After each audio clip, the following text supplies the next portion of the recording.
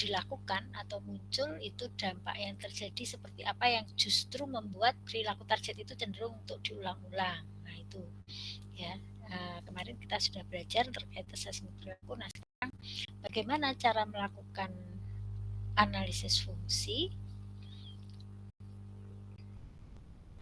Analisis fungsi itu merupakan pengumpulan informasi mengenai faktor pemicu munculnya perilaku, tadi sudah saya jelaskan ya, atau anteseden dan dampak dari perilaku setelah perilaku itu muncul atau perilaku itu dilakukan oleh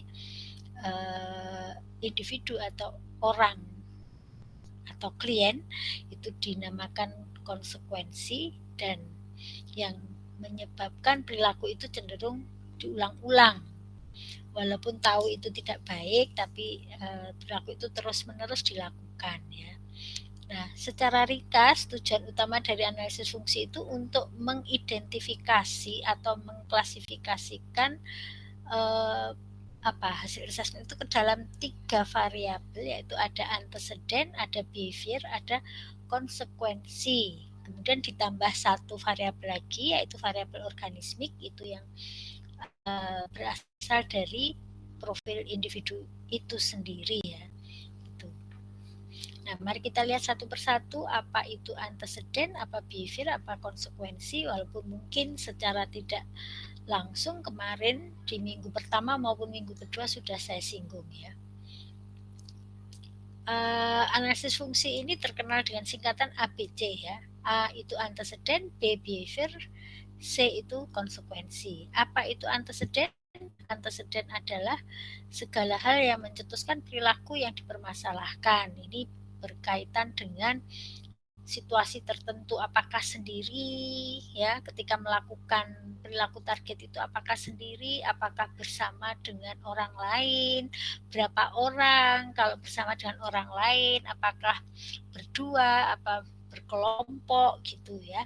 Kemudian saat tertentu apakah situasinya sepi, apa rame, pakrodic gitu ya. Kemudian tempatnya di mana, apakah di rumah juga, apakah di dalam rumah, di ruang tamu kah, apa di ruang keluarga atau di kamar misalnya, atau di halaman. Nah, seperti itu ya. Atau di sekolah, kalau di sekolah apakah di kelas ketika jam pelajaran tertentu, ataukah ketika istirahat misalnya, atau ketika jam-jam menunggu pulang misalnya ya, menunggu jemputan. Nah, itu tempat ya, bisa terjadi di mall, bisa di lapangan, bisa dimanapun. Kemudian melakukan aktivitas tertentu, apakah waktu muncul perilaku target itu sedang melakukan aktivitas tertentu gitu.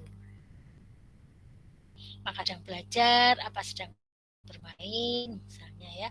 Kemudian B, behavior, itu segala informasi tentang perilaku target itu sendiri ya. Jadi terkait dengan dimensi perilaku di sini yang kita identifikasi, yaitu ada frekuensi, durasi, intensitas, dan latensi. Kemudian konsekuensi itu akibat yang diperoleh setelah perilaku itu terjadi, yang justru konsekuensi ini memelihara perilaku target ya. Jadi justru membuat perilaku ini bertahan, bukan malah hilang, enggak, karena mungkin kapok atau apa gitu ya, enggak, tapi justru yang membuat perilaku itu bertahan, sulit untuk hilang gitu, atau sulit untuk muncul ya. Jadi justru itu bertahan gitu. Nah, mari kita lihat satu persatu di sini ya. Contohnya, antecedent itu merupakan segala sesuatu yang mencetuskan kemunculan perilaku target ya. Tadi sudah kita bahas di situ. Nah, antecedent dapat berupa waktu, pagi, siang, sore, jam berapa, misalnya tempat, itu juga di rumah apa di sekolah, di ruang kelas apa di halaman. Nah, kemudian individu lain tadi sudah dijelaskan, apakah dia bersama dengan orang lain. Kalau bersama orang lain itu siapa? Apakah temannya, apa adiknya, apa ibunya ya, terus berbanyak, apa cuma berdua, bertiga. Nah, kemudian peristiwa pendahulu. Nah, sebelumnya ketika dia melakukan perilaku target itu, adakah peristiwa yang mendahului gitu. Nah, itu juga perlu kita amati gitu ya. Apa yang mungkin ada peristiwa yang mendahului, misalnya si A memukul temannya. Nah, apa sih yang membuat dia memukul? Misalnya, apakah dia tiba-tiba memukul atau ada peristiwa pendahulu? Dia diejek terlebih dahulu misalnya, kemudian dia memukul sebagai balasannya. Nah, kan seperti itu misalnya. Nah, di sini dicontohkan misalnya ada perilaku maladaptif, ngemil ya, ngemil berlebihan ya, hasrat untuk memakan snack pada subjek selalu muncul ketika ada deadline tugas gitu. Jadi perilakunya atau behaviornya itu ngemilnya. Kemudian antecedent, faktor pencetus atau pemicu yang membuat dia ngemil apa? Karena dikejar deadline tugas gitu. Karena dikejar deadline dia ada mengalami kondisi tertekan gitu ya, sehingga dia ngemil. Nah, jadi ngemil itu perilakunya, antecedennya yang memicu dia ngemil itu karena ada deadline tugas misalnya, atau perilaku merokok misalnya. Perilakunya itu merokoknya, antecedennya apa sih membuat dia merokok? Yang membuat dia merokok karena dia habis minum kopi. Karena kalau habis minum kopi nggak merokok itu asem gitu ya rasanya di mulut, sehingga setiap kali dia minum kopi pasti dia akan merokok. Jadi antecedennya adalah minum kopi itu.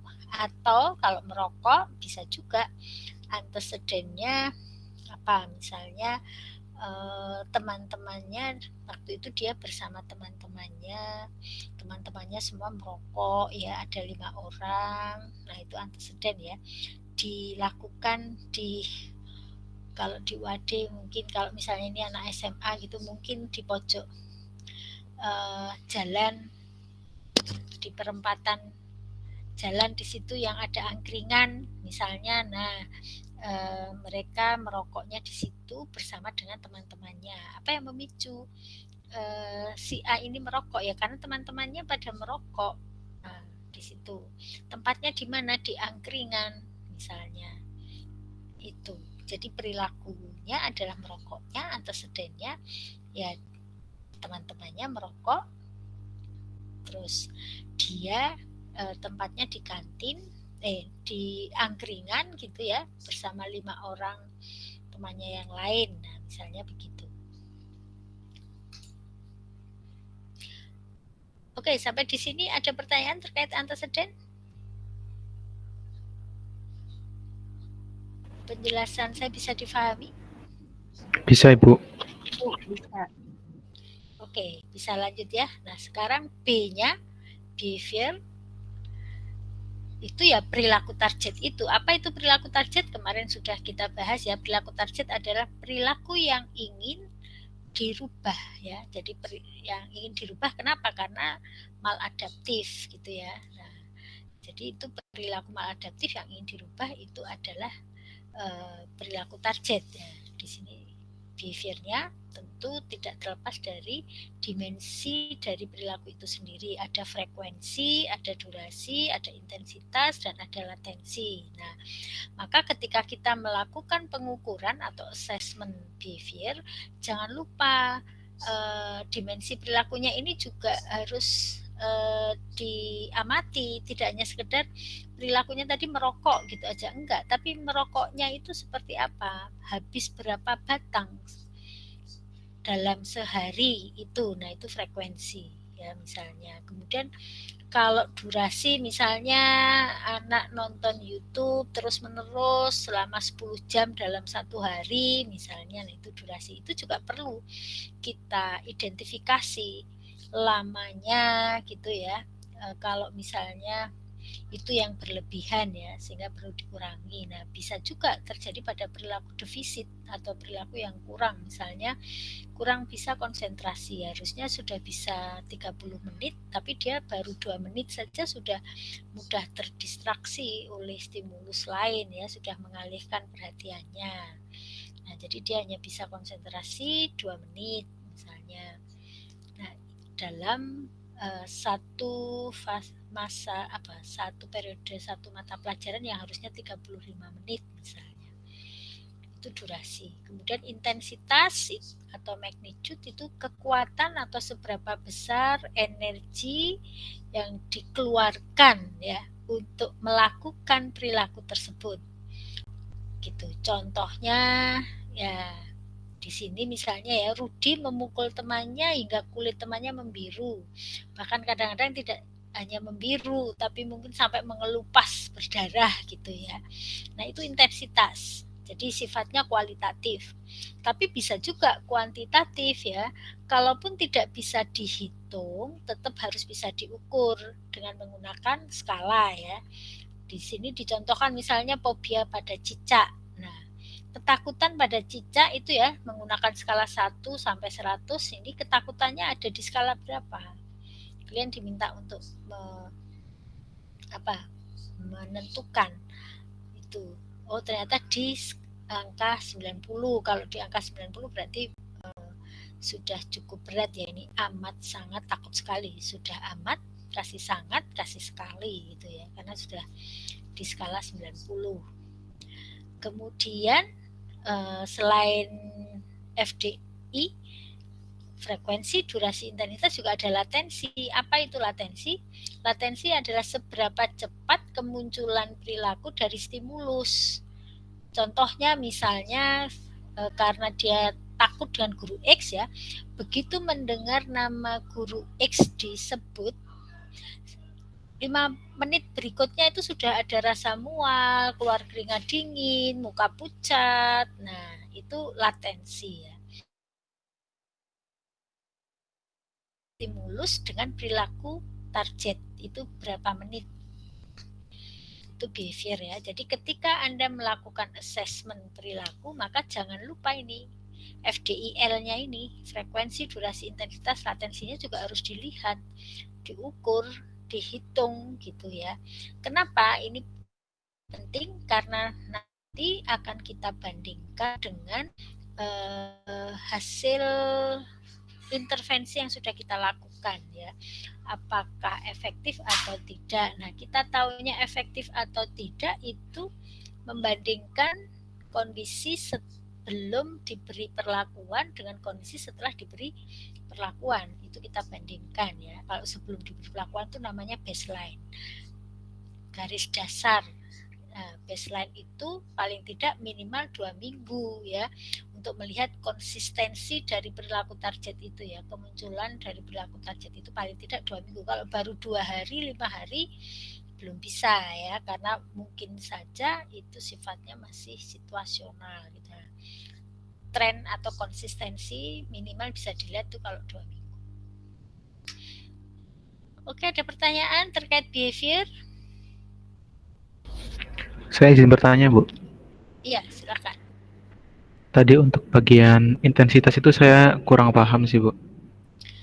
Intensitas itu sama dengan kayak berat, ringan, sedang dari perilaku yang dilakukan itu loh. Kalau pengertiannya kan kekuatan atau seberapa besar energi yang dikeluarkan untuk melakukan perilaku target itu. Itu intensitas ya. Misalnya memukul sampai membiru atau sampai mengelupas. Kan ada apa istilahnya, ada tingkatan apa? Tingkatan-tingkatan ya. Ringan itu kalau memukulnya ya tidak terlalu mengeluarkan kekuatan misalnya gitu. Itu intensitas terkait dengan berat, ringan, sedang. Kalau itu memang lebih banyak bersifat kualitatif ya intensitas, tapi bisa juga kuantitatif itu kalau kita kalaupun tidak bisa dihitung kayak frekuensi ya, berapa kali, berapa batang, berapa piring, berapa kilo misalnya.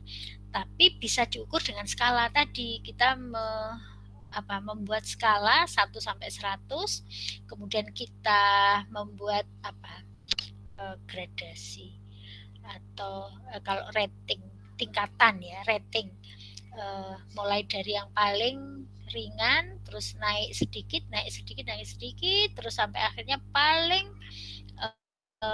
berat gitu. Kalau cemas ya Pak, mulai dari yang tidak cemas sampai yang paling cemas. Nah, skala 1 sampai 100. Misalnya kalau ketakutan naik pesawat gitu ya misalnya. Ada berita bahwa dia akan ditugaskan ke Sumatera. Kalau Sumatera masih bisa ditempuh jalan darat. Misalnya kalau yang tidak bisa ditempuh jalan darat, misalnya dia ditugaskan di Papua misalnya. Kan tidak bisa ini jalan darat misalnya, mau tidak mau kalau nggak kapal ya pesawat, tapi karena waktunya mepet harus naik pesawat. Nah, mendengar berita bahwa dia ditugaskan ke Papua, itu sudah cemas belum? Kemudian itu 3 hari sebelum pemberangkatan misalnya, kan dia harus pesan tiket misalnya. Begitu mendengar berita dengan pesan tiket itu kecemasannya lebih tinggi mana? Oh, kan mendengar berita dulu, terus pesan tiket. Berarti mendengar berita itu mungkin kecemasannya 1, terus pesan tiket itu kecemasannya meningkat lagi. Terus hari H-2 misalnya, kan mendekati keberangkatan. Mempersiapkan berkas-berkas untuk ke Papua, misalnya gitu. Terus nanti H-1 sampai akhirnya sebetulnya menjadi puncak ketakutan naik pesawat itu apa toh? Oh, ketika landing, karena banyak berita kegagalan landing ya, kecelakaan itu ketika landing gitu misalnya. Nah, berarti nanti yang di skala 100 itu pada saat landing, tapi berangkat ke airport, terus boarding pass. Nah, tahapan-tahapan itu kemudian bisa dibuat skalanya gitu, yang menduduki skala 100 pada saat landingnya misalnya, itu puncak ketakutan. Paham maksudnya? Sudah paham Ibu. Terima kasih Ibu. Oke. Yang lain? Saya Ibu izin tanya, tadi itu kurang paham mengenai basement itu Ibu, konsistensi yang selama 2 minggu itu maksudnya tadi? Baseline bukan basement. Iya maksudnya baseline, itu maksudnya gimana? Baseline. Base dasar ya, base itu dasar, line itu garis dasar. Itu maksudnya kalau dalam pendekatan behavior itu memang ada istilah baseline. Baseline itu kondisi perilaku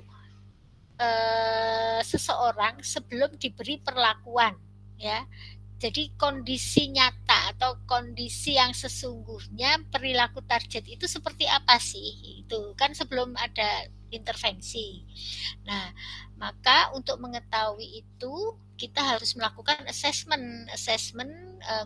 Biasanya kita lakukan kalau observasi itu selama minimal itu 2 minggu untuk melihat konsistensi. Karena kalau baru sehari, betulkah memang perilaku itu seperti itu atau karena situasional misalnya, sehingga kalau situasinya tidak seperti itu tidak akan muncul gitu. Tapi kalau 2 minggu itu dari 2 minggu itu kalau konsisten muncul terus, oh berarti memang ini ya. Contohnya misalnya apa? Oh, merokok. Contoh merokok tadi karena contohnya sudah merokok. Merokok itu apakah setiap hari dia memang merokok atau kalau kita amati selama 2 minggu itu memang merokok terus. Nah, beda kalau kita mengamatinya, melakukan asesmennya hanya 2 hari. Kebetulan kok merokoknya itu di tempat kondangan misalnya. Nah, kan ada beberapa situasi yang apa ya, mungkin dia nggak enak, mau menolak gitu ya. Di sebuah kondangan kadang-kadang selain hidangan, snack, minum dan mungkin makan besar, ada beberapa tuan rumah yang menyediakan rokok juga atau ditawari temannya ya dia nggak enak kan, mau menolak misalnya, terus dia merokok tapi sehari-harinya nggak merokok misalnya. Nah, hari berikutnya kita amati di rumah dia nggak merokok gitu. Kalau hanya 2 hari kan itu belum istilahnya tidak bisa dikatakan bahwa dia perokok gitu, karena baru 2 hari. Ya tadi, apalagi kalau tempat dia merokok itu terkait dengan orang lain. Nah, kalau 2 minggu dimanapun, kemudian apakah bersama orang lain atau sendiri, ternyata dia juga merokok walaupun sendiri, ternyata dia juga merokok walaupun di rumah misalnya, oh berarti ini sudah konsisten, berarti dia perokok. Kalau gitu perilaku merokoknya bisa diintervensi. Itu baseline ya, sebelum diberi intervensi. Nah, setelah kita lakukan assessment 2 minggu, ternyata oke, kesimpulan kita bahwa dia memang merokok, dan merokoknya itu frekuensinya sehari bisa 12 batang. Gitu ya. Itu berdasarkan pengamatan setiap hari selama 2 minggu, di rata-rata itu setiap hari 12 batang. Nah, maka kita lakukan intervensi dengan self management misalnya. Nah, setelah kita beri perlakuan self management selama 2 minggu, apakah merokoknya ini ada penurunan? Kita lakukan assessment kembali. Assessmentnya caranya bagaimana? Sama persis seperti assessment yang kita lakukan sebelum kita beri intervensi tadi. Nah, hasilnya seperti apa? Apakah ada perubahan? Apakah ada penurunan dengan perilaku merokoknya, atau tetap atau naik? Nah, kita tahu bahwa teknik intervensi yang kita lakukan itu efektif atau tidak kan dengan dibandingkan dengan kondisi sebelum diberi intervensi, ada perubahan tidak, kan gitu. Itu yang namanya baseline, itu adalah kondisi perilaku sebelum diberi perlakuan. Gimana Mbak? Paham? Baik Ibu, terima kasih penjelasannya, sudah paham Bu. Yang lain?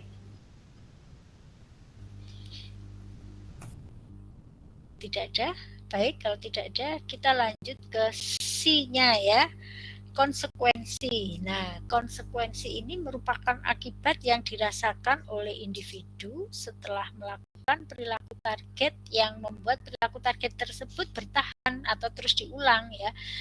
Jadi pemahamannya jangan berhenti akibat yang dirasakan oleh individu setelah melakukan perilaku target itu, titik. Tidak berhenti sampai di situ, tapi dilanjutkan yang justru membuat perilaku target tersebut bertahan atau cenderung diulang gitu. Itu konsekuensi ya. Nah, secara umum konsekuensi ini ada dua, yaitu ada automatic reinforcement, itu respon positif yang didapatkan dari internal, dari individu itu sendiri, dan social reinforcement itu dampak positif atau respon positif yang didapatkan dari orang lain. Contoh automatic reinforcement ya, respon positif yang berasal dari diri sendiri, misalnya perilaku merokok ya, karena tadi contohnya merokok gitu. Perilaku merokok ini automatic reinforcement-nya adalah dia merasa menjadi lebih tenang setelah merokok. Dengan merokok itu dia menjadi lebih tenang, lebih rileks. Atau alasan beberapa seniman misalnya, kalau dia merokok justru muncul ide-ide yang bisa nanti diwujudkan dalam sebuah karyanya misalnya gitu. Nah, sehingga dia akan terus merokok. Kenapa? Karena dia merasakan dampak positifnya ya, walaupun tahu bahwa rokok itu tidak bagus untuk kesehatan, tapi dia tetap merokok. Kenapa? Karena dia kalau merokok merasa lebih tenang, terus lebih rileks ya, kemudian dia juga bisa mendapatkan ide-ide yang brilian misalnya ya untuk menghasilkan sebuah karya. Jadi walaupun tahu rokok itu tidak bagus untuk kesehatan, dia terus merokok karena automatic reinforcement-nya ya, respon dari internalnya itu ternyata positif gitu.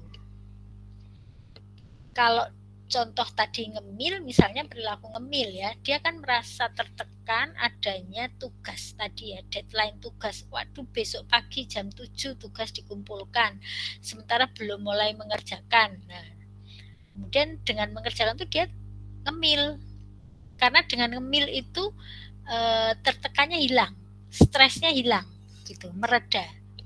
Maka perilaku ngemil ini cenderung diulang oleh dia gitu, sehingga walaupun tahu ya kalau ngemil itu nggak bagus ya, sehingga ngemilnya terus aja gitu.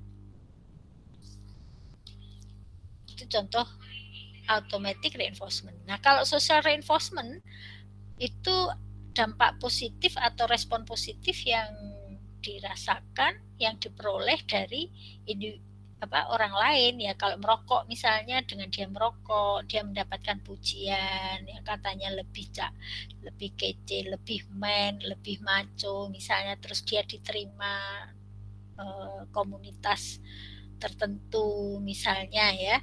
Nah, sehingga walaupun dia tahu bahwa rokok tidak bagus untuk kesehatan, dia tetap merokok karena ada benefit yang dia peroleh dari orang lain gitu. Nah, selain antecedent, behavior, dan konsekuensi, kita juga perlu melihat variabel organismiknya ya.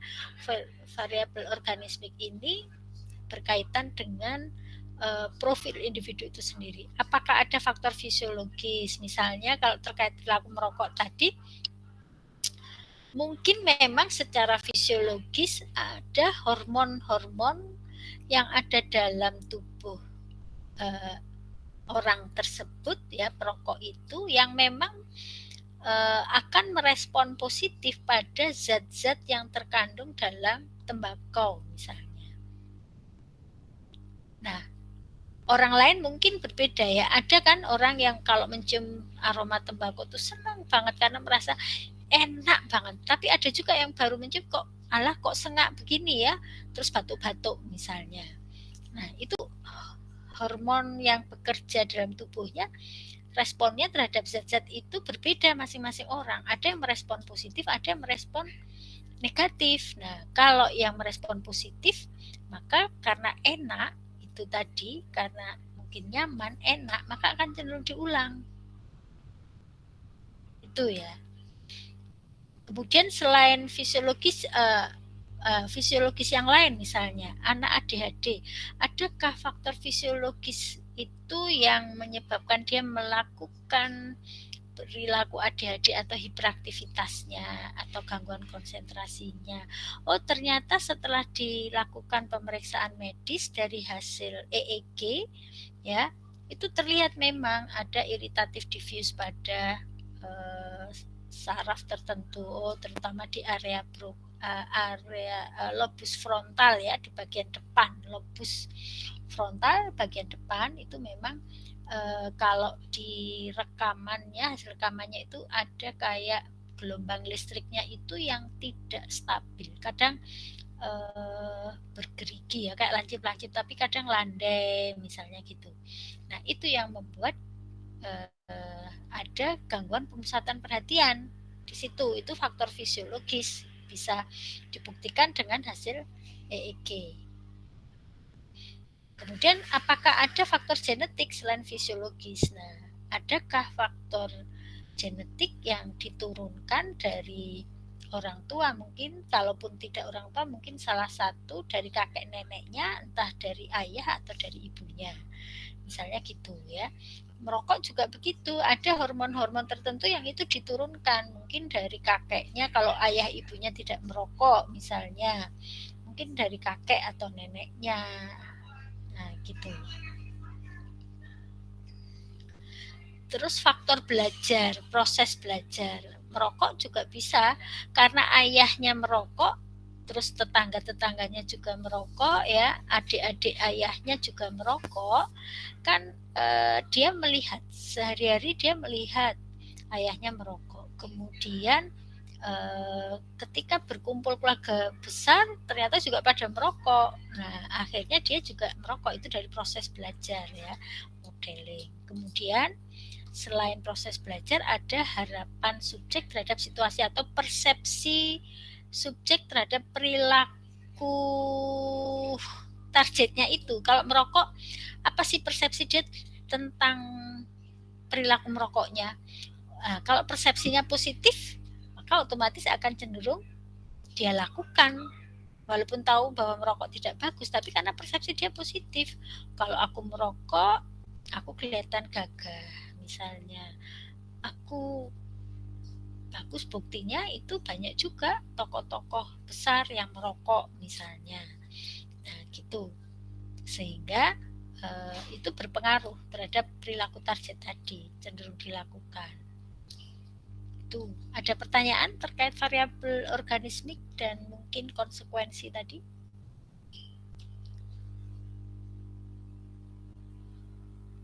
Sepertinya belum ada, Ibu. Penjelasan saya bisa difahami dengan jelas? Insya Allah bisa, Ibu. Oke, kalau tidak ada pertanyaan lanjut. Nah, sekarang ketika kita akan melakukan analisis fungsi menggunakan metode apa ya? Analisis fungsi itu kan mengumpulkan ya, tadi definisinya mengumpulkan informasi yang relevan dengan perilaku yang dipermasalahkan. Nah,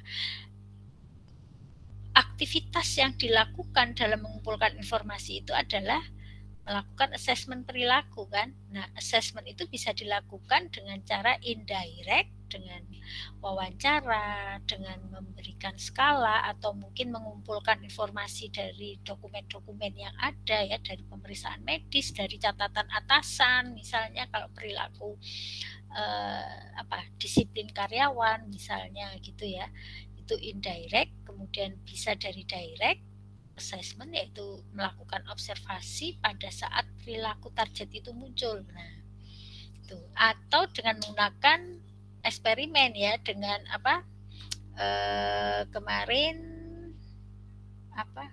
setting analog setting ya, memang kita rekayasa untuk melihat kemunculan perilaku karena kebetulan info yang kita peroleh dari indirect dan direct itu kok tidak sinkron. Nah, karena mungkinkah di indirect ada faking good misalnya, kemudian kita sengaja menciptakan satu situasi, sengaja kita ini ya untuk memancing munculnya perilaku target yang dikeluhkan gitu.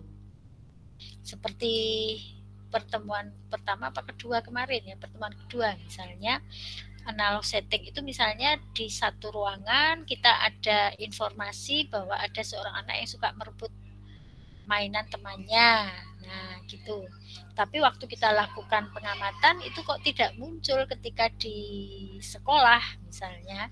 Kemudian ketika di klinik sengaja kita buat satu ruangan ini ya untuk ruang bermain. Memang ada biasanya di klinik itu ruang bermain untuk anak-anak. Nah, sengaja kita setting di situ, kita hadirkan teman sebaya atau klien lain yang kebetulan usianya sebaya untuk bermain di dalam satu ruangan. Apakah dia juga merebut mainan itu misalnya? Ini untuk mengumpulkan informasi tadi ya. Nah, kalau sudah terkumpul kemudian kita kelompokkan mana yang antecedent, mana yang behavior, mana yang konsekuensi. Nah, variabel organismik itu nanti masuknya di konsekuensi. Tuh ya. Nah, ini ada beberapa tahapan analisis fungsi ya, mulai dengan wawancara tadi ya, indirect ya, indirect assessment, kemudian berdasar data awal dari indirect itu kemudian kita coba kelompokkan dengan antecedent, behavior, konsekuensinya. Kalau misalnya kurang lengkap kita lakukan direct assessment yaitu dengan observasi. Nah, tambahan data tadi kita masukkan lagi ke ABC tadi ya, antecedentnya mana, behaviornya mana, konsekuensinya mana. Nah, setelah itu dilakukan assessment lanjutan itu jika diperlukan ya. Kemudian kita bisa kalau ada ketidaksinkronan kita bisa melakukan ini eksperimen. Setelah itu, setelah lengkap kita kelompokkan ABC termasuk variabel organismiknya. Dari ABC itu kita jadikan acuan untuk merumuskan teknik intervensi yang sesuai gitu. Nah, ini ada beberapa contoh pertanyaan untuk menggali antecedent ya, nanti bisa dibaca. nanti saya share materinya. Kemudian misalnya ini ya, kapan perilaku ini biasanya muncul, ini terkait waktu ya tadi, bahwa antecedent itu ada waktu, ada tempat, ada apakah bersama individu lain, misalnya peristiwa pendahulu, misalnya ini siapa yang ada di sekitarnya itu, apakah bersama orang lain atau sendiri misalnya. Kemudian aktivitas apa yang biasanya mendahului, jadi ini peristiwa pendahulu apa, kata-kata apa ini juga masuk di peristiwa pendahulu ya, yang sesaat sebelum perilaku ini muncul, apa yang dilakukan oleh subjek sebelum perilaku ini muncul, kemudian kapan, ini juga waktu ya, di mana itu tempatnya. Kemudian kalau menggali konsekuensi akibat yang diperoleh setelah perilaku target dilakukan, yang justru memelihara perilaku bermasalah tadi, itu contoh pertanyaannya misalnya apa yang terjadi setelah perilaku target muncul. Jadi setelah individu ini merokok, apa yang terjadi? Oh, dia dipuji teman-temannya, apa malah dia diejek misalnya. Kemudian apa yang dilakukan ketika perilaku muncul, ini hampir sama seperti poin atas ya. Apa respon orang lain, ini untuk menggali social reinforcement-nya ya. Kemudian perubahan apa yang terjadi setelah perilaku muncul, itu untuk menggali automatic. Kalau ini automatic dan social reinforcement bisa. Nah, ini apa yang didapat subjek setelah perilaku itu muncul, ini bisa menggali automatic reinforcement. Kemudian subjek terhindar dari apa setelah melakukan perilaku tersebut, itu bisa social reinforcement-nya ya. Nah, ini untuk menggali variabel organismik. Apa ada karakter fisik yang mempengaruhi munculnya perilaku tersebut, misalnya adakah faktor genetik, apakah ada orang tuanya yang juga mengalami ADHD misalnya ya, atau perokok, apakah orang tuanya juga pencemas misalnya, banyak lagi yang lain ya. Apakah ada faktor belajar dari lingkungan, jelas ya faktor belajar. Jadi apakah ada orang-orang di sekitarnya yang melakukan itu juga gitu. Bagaimana persepsi subjek ini bisa diketahui dari wawancara ya terhadap perilaku target tersebut. Oke, itu tadi penjelasan tentang analisis fungsi ya. Nah, kemudian ada tugas analisis fungsi ya, menemukan perilaku maladaptif di sekitar Anda. Ini tugasnya individu ya kalau analisis fungsi. Kalau yang definisi operasional kemarin itu tugasnya adalah kelompok, kalau ini individu. Karena ini nanti masuk di penilaian yang itu ya, subjek PMK tersendiri. Nah, ini silahkan mencari perilaku maladaptif di sekitar Anda, tidak perlu yang berat-berat ya. Yang ringan-ringan kayak merokok, ngemil apa itu kan tidak berat juga sebetulnya.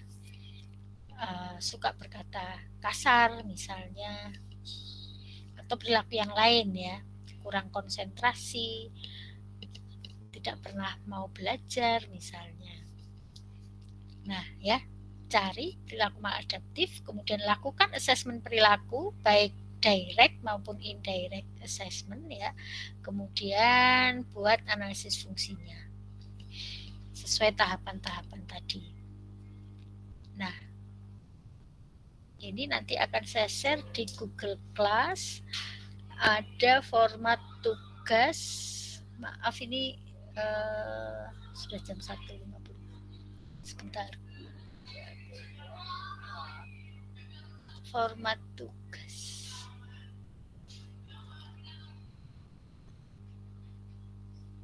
Mana format tugas? Kayaknya ada di sini. Nah, ini nanti saya share ya. Tapi ini saya sampaikan juga.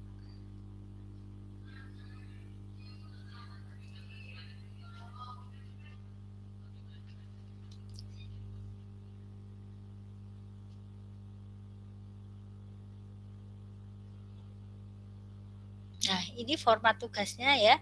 Nanti ada identitas subjek. Identitas itu nama, jenis kelamin, tanggal lahir, agama, alamat, pendidikan terakhir, terus pekerjaan, kemudian orang tua ya, ayah ibu itu pekerjaan, pendidikan orang tua, alamat. Nah, untuk nama dan alamat mohon disamarkan ya. Kalau nama bisa pakai inisial atau pakai nama samaran, kemudian alamatnya nggak usah jelas jalan apa, misalnya cukup misalnya di Umbul Harjo Yogyakarta gitu saja. Umbul Harjo kan luas ya, jadi agak sulit untuk dicari gitu. Kemudian rancangan asesmen yang digunakan nanti apa? Misalnya asesmen langsung dengan observasi, tidak langsung dengan wawancara, atau ada skala, atau hanya wawancara dan dokumentasi bila ada misalnya begitu ya. Kemudian hasil asesmennya dirumuskan seperti ini ya, misalnya wawancara asesmen tidak langsung ini deskripsikan dalam bentuk narasi yang terkait ya, jangan dalam bentuk verbatim. Ini kan sudah lulus OW semua ya, jadi bukan verbatim tanya jawabnya yang dimasukkan di sini, yang sudah dianalisis ya. Gitu. Terus observasi, hasil observasi Anda, kemudian dokumentasi jika ada ya. Kemudian dari hasil assessment itu pilih perilaku target. Kan dari hasil assessment itu mungkin ada beberapa perilaku maladaptif ya misalnya. Tapi dari beberapa perilaku maladaptif itu pilih satu saja misalnya ya. Satu atau dua misalnya yang dipilih, kemudian didefinisikan secara operasional perilaku itu, kemudian dibuat analisis fungsinya, antecedennya apa, behaviornya apa, konsekuensinya apa, variabel organismenya apa. Gitu. Oke, ada pertanyaan?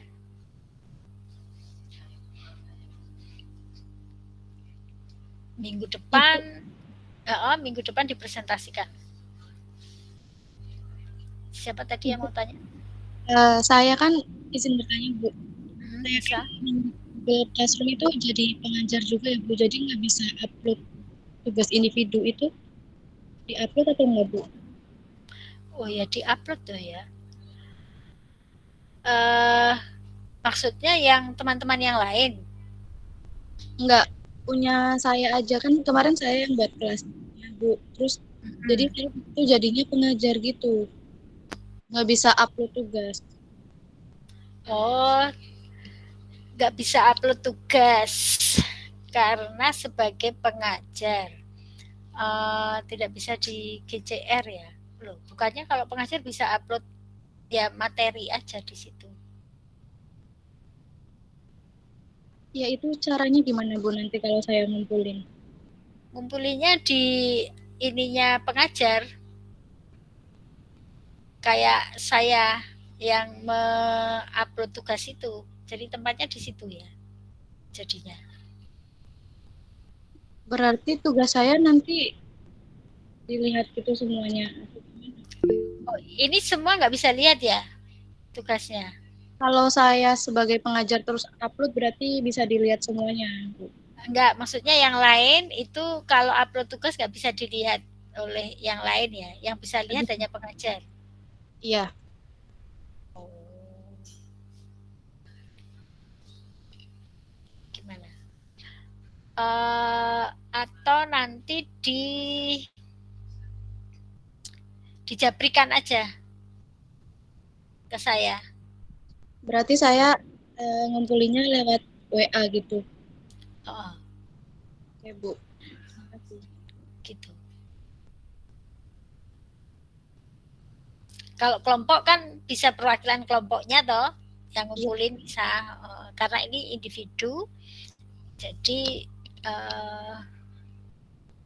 karena ini saya yang bikin, bukan saya yang bikin GCR ya, nanti dijabrikan aja ke saya. Ya Nisa. Baik Bu, terima kasih. Sami-sami.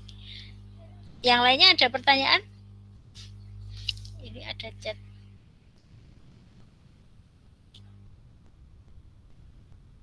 Atau pakai akun lain, ini ada usul, pakai akun lain, jadi double, kamu sebagai pengajar tapi juga ada akun lain?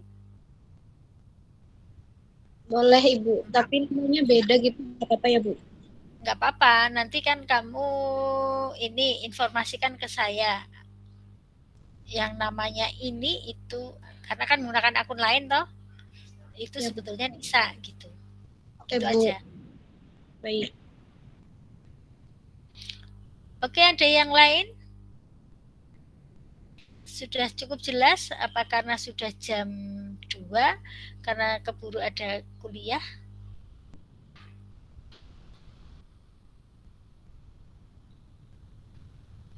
Format nanti saya share ya.